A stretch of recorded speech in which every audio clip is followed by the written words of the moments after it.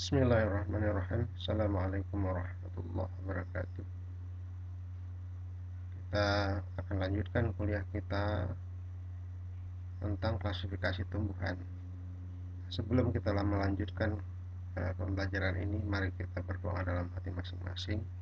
Semoga apa yang kita pelajari ini akan lebih mudah kita pahami, bisa kita terapkan dalam kehidupan nyata, dan diterima sebagai amal ibadah oleh Tuhan yang Maha Kuasa. Untuk itu mari kita berdoa. Berdoa dimulai.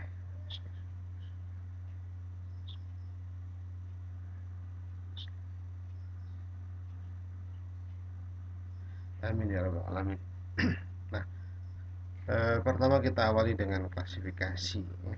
Nah, klasifikasi tumbuhan ini secara definisi dan tujuan adalah proses pengaturan tumbuh-tumbuhan ke dalam takson tertentu berdasarkan kepada persamaan dan perbedaan.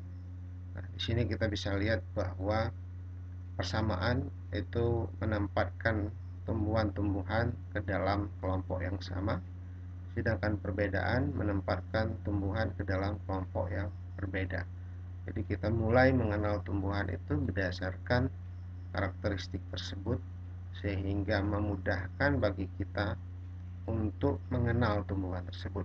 Meskipun kita belum tahu namanya, tapi berdasarkan kepada karakteristik tadi, maka tumbuhan dapat kita kelompokkan ke dalam kelompok-kelompok tertentu. Nah, hasil proses pengaturan ini berupa suatu sistem klasifikasi yang sengaja diciptakan untuk menyatakan hubungan kekerabatan jenis-jenis makhluk hidup satu sama lainnya. Dalam hal ini adalah tumbuh-tumbuhan. Jadi kesamaan itu akan menunjukkan hubungan kekerabatan, sedangkan perbedaan menunjukkan hubungan kekerabatan yang jauh. Nah, menurut Reading 1989 bahwa semua klasifikasi bertujuan agar kita mengingat sedikit mungkin. Jadi klasifikasi itu untuk mempermudah. Tetapi dalam ingatan tersebut mengandung informasi sebanyak-banyaknya. Ya, proses mengingat sedikit mungkin yang mengandung informasi sebanyak-banyaknya. Nah, dengan mengelompokkan jenis-jenis tumbuhan dalam suatu takson, maka ciri-ciri masing-masing individu akan tercermin dalam deskripsi takson tersebut. Jadi, dengan menempatkan ke dalam takson tersebut, maka kita akan lebih mudah mengingatnya. Sejarah dan macam-macam klasifikasi ini kita bisa lihat ada beberapa aliran dan masa dari klasifikasi ini. Davis dan Haywood 1963 membagi perkembangan klasifikasi atas dua, ya. Yang pertama adalah klasifikasi sebelum Darwin. Nah, klasifikasi sebelum Darwin ini dibedakan lagi atas tiga, yaitu klasifikasi yang didasarkan atas habitus, seksual, hubungan bentuk morfologi. Kemudian klasifikasi lainnya adalah sesudah masa Darwin, ya, di mana klasifikasi sesudah Darwin ini dibedakan atas pendekatan filogeni dan alamiah. Nah, Rifai 1989, Rifai ini salah satu ahli taksonomi Indonesia, Min Rifai. Nah, dia mengatakan bahwa berdasarkan motif, dasar, dan cara yang dipakai, maka klasifikasi dibagi menjadi dua golongan, yaitu klasifikasi empirik dan klasifikasi rasional. Di mana klasifikasi empirik itu klasifikasi yang tidak didasarkan pada sifat-sifat yang dimiliki oleh tumbuh-tumbuhan yang diklasifikasi. Contohnya klasifikasi berdasarkan abjad. Ini tidak ada hubungan dengan karakteristik dari masing-masing tumbuhan tersebut.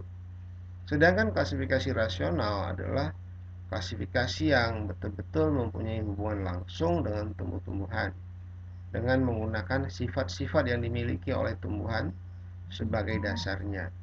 Dan klasifikasi inilah yang digunakan secara alamiah. Jadi pengelompokan tumbuhan yang bisa mengingatkan kita kepada ciri-cirinya berdasarkan takson itu adalah klasifikasi rasional. Nah, klasifikasi rasional dibedakan menjadi 5, yaitu klasifikasi praktis, klasifikasi buatan, klasifikasi fenetik, klasifikasi filogeni, dan klasifikasi alamiah. Jadi minimal ada 5 klasifikasi rasional yang sudah disampaikan, dan mungkin kita akan melihat satu persatu. Nah, kita lihat di sini adalah klasifikasi praktis misalnya, ya, atau klasifikasi khusus. Nah, klasifikasi ini dibuat untuk memenuhi kepentingan-kepentingan tertentu, di mana tumbuh-tumbuhan digolongkan berdasarkan sifatnya yang berguna untuk manusia. Klasifikasi yang paling banyak digunakan dalam kehidupan sehari-hari. Contohnya klasifikasi tumbuhan serat, atau klasifikasi obat-obatan, atau klasifikasi tumbuhan gulma, atau klasifikasi tumbuhan penghasil getah.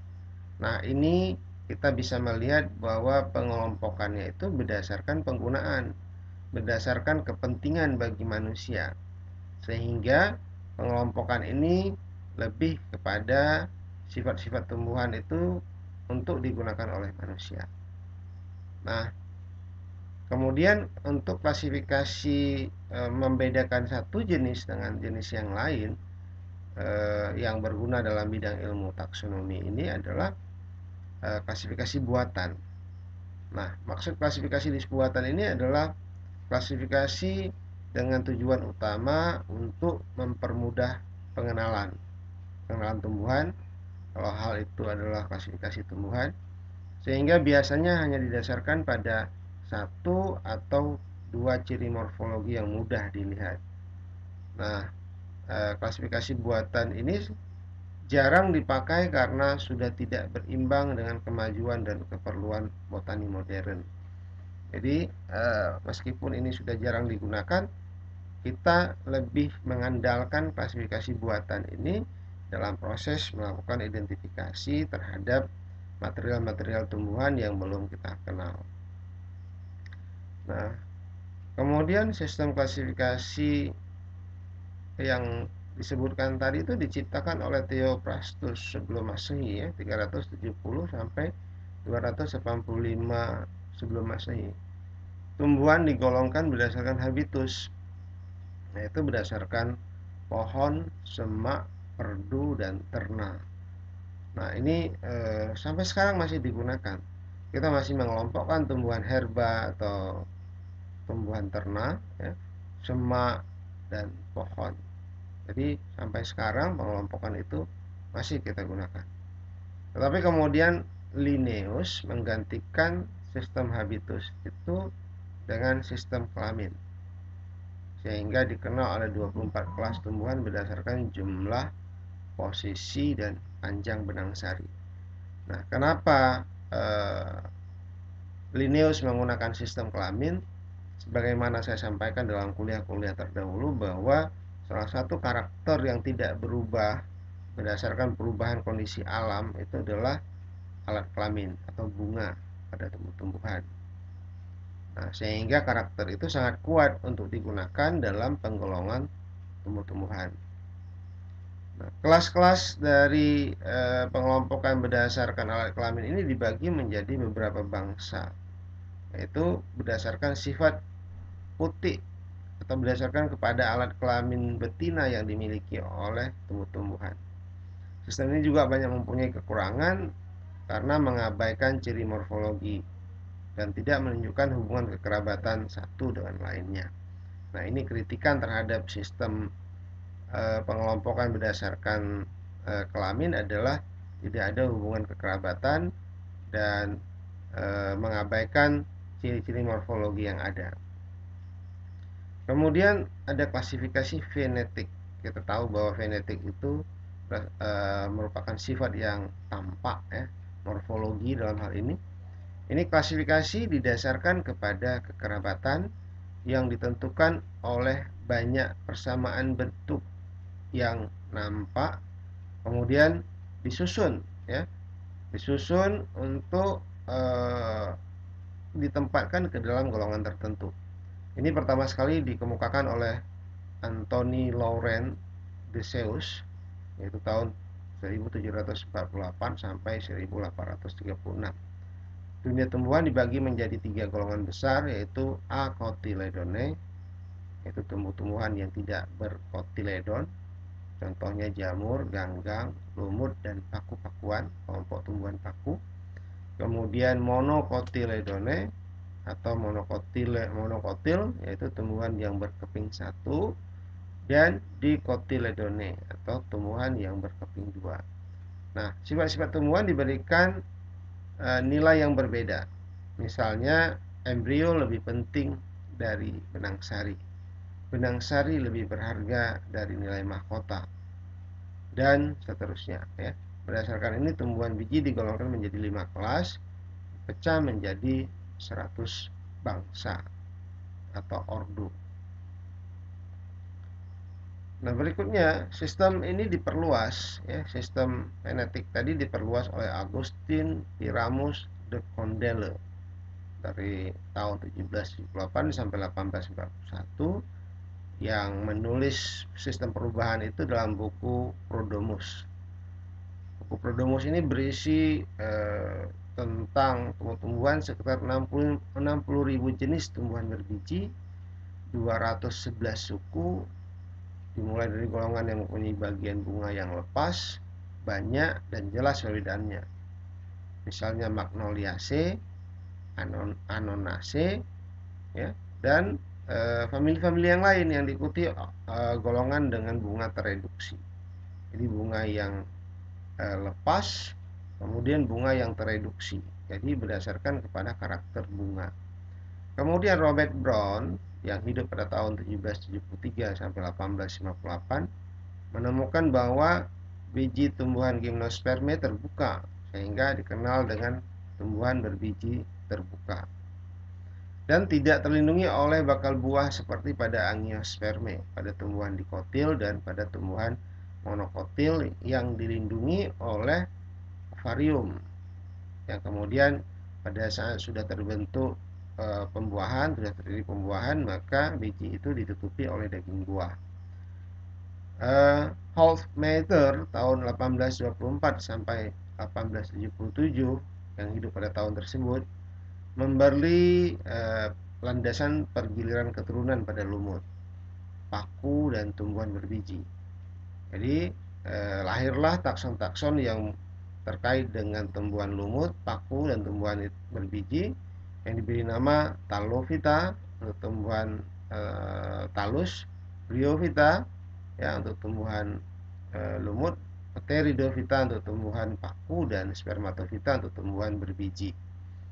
Kemudian George Bentham yang hidup pada tahun 1800 sampai 1844 bekerjasama dengan Joseph Dalton Hooker yang hidup pada tahun 1817 sampai 1911 menghasilkan klasifikasi yang terkenal dan banyak digunakan, diungkapkan dalam buku Genera Plantarum.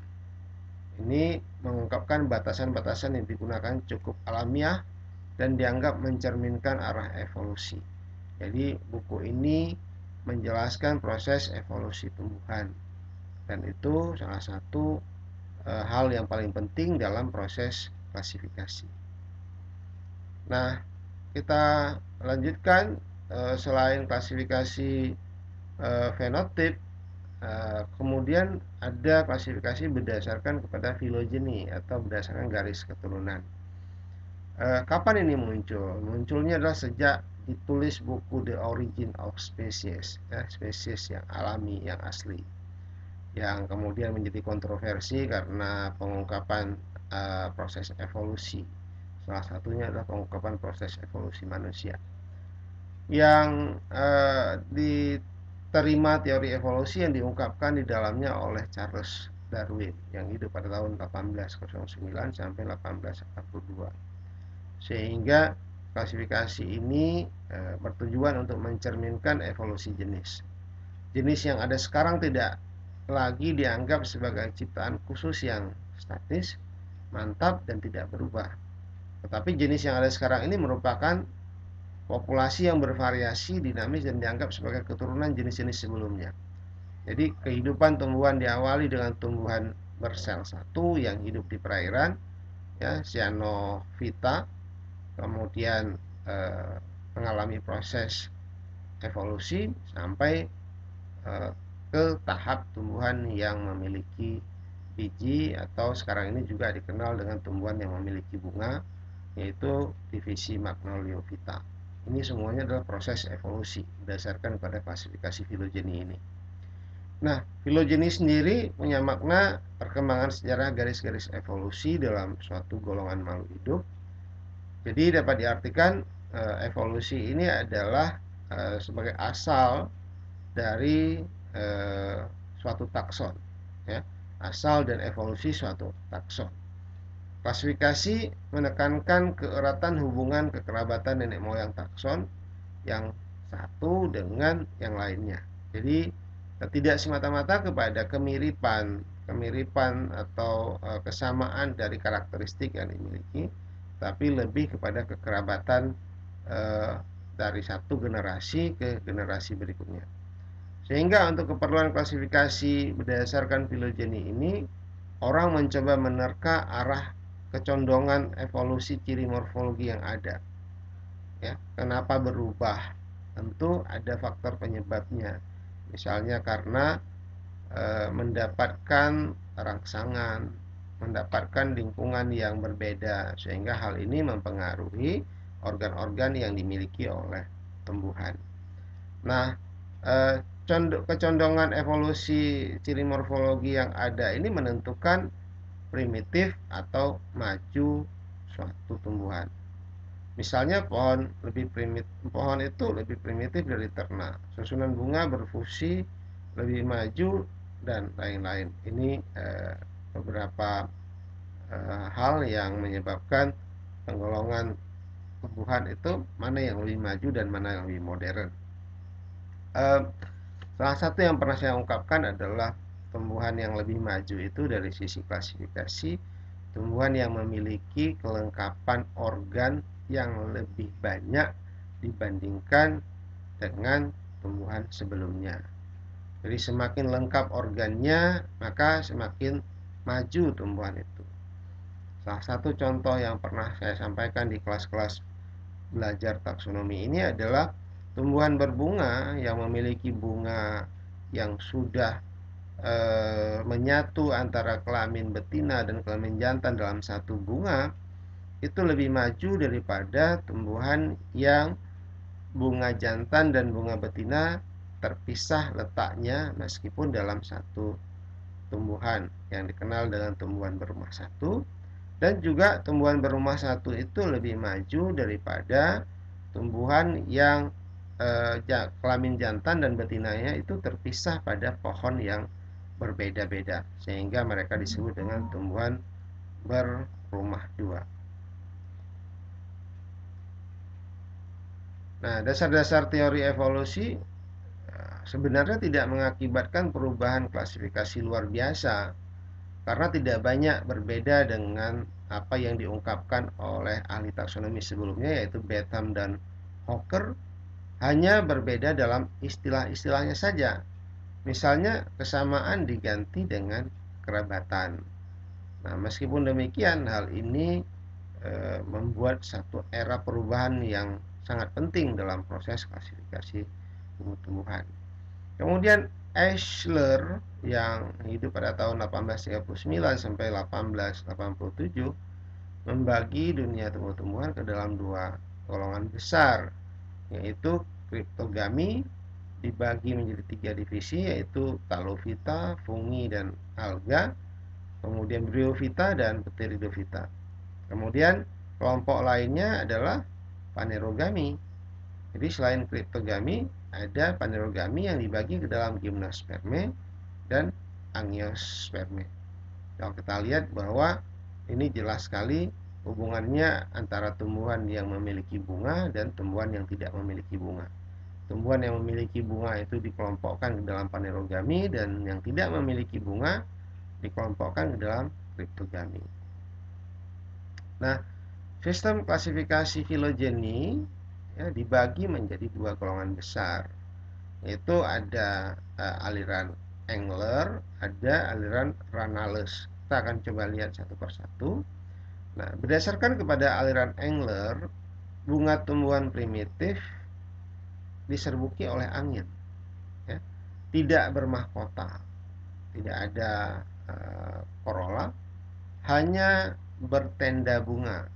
Nah, bertenda bunga di sini maksudnya antara kaliks dan korola itu belum bisa dibedakan. Jadi disebut dengan tenda bunga atau tepal, ya. Turunan tumbuhan primitif yang paling sedikit mengalami perubahan karena evolusi adalah Casuarinaceae, Fagaceae, dan Piperaceae. Nah, ini Weston menganggap bahwa monokotil lebih maju daripada dikotil, ya. Weston ini menganggap bahwa monokotil lebih maju daripada dikotil, meskipun nanti kita lihat bukti-bukti yang nyata, ya. Sistem Engler ini dipakai oleh Lawrence dalam taksonomi of vascular plant, ya, taksonomi dari tumbuhan-tumbuhan yang berpembuluh. Jadi kita lihat bahwa berdasarkan kepada penyerbunya yang tumbuhan diserbuki oleh angin ini terlihat lebih primitif dibandingkan dengan tumbuhan yang diserbu oleh serangga, oleh polinator yang sudah memiliki bunga yang lengkap. Kalau hubungannya dengan yang saya sampaikan tadi dengan organ yang dimilikinya, maka tumbuhan yang diserbuki oleh angin itu organnya tidak selengkap yang dibandingkan dengan yang diserbuki oleh polinator atau oleh hewan-hewan polinator yang sudah memiliki bagian bunga yang sangat lengkap. Kemudian kita lihat sistem klasifikasi filogeni berdasarkan kepada aliran Renales. Renales ini bertolak pada hipotesis bahwa tumbuhan biji primitif bunganya menyerupai runjung seperti bunga tusam. Jadi runjung atau kita sering menyebutnya dengan konus, ya, runjungan, yaitu bunga-bunga yang seperti bunga pinus atau juga bunga cemara yang terlihat susunannya itu tumpukan-tumpukan dari konus atau sisik yang membentuk satu perbungaan. Nah, bunga primitif ini mempunyai bagian-bagian yang banyak, lengkap, lepas satu dengan lainnya. Penyerbukan dilakukan oleh serangga. Contoh dari pengelompokan ini adalah Magnoliaceae, Anonaceae, Nymphaceae yang masuk ke dalam bangsa Ranales, sehingga ini diabadikan, ya, Ranales ini diabadikan menjadi satu nama ordo, termasuk tumbuh-tumbuhan primitif. Nah, kalau kita lihat Anonaceae dan Magnoliaceae ini cenderung perbungaannya itu belum ada sepal dan petal, tetapi lebih kepada tepal atau tenda bunga saja.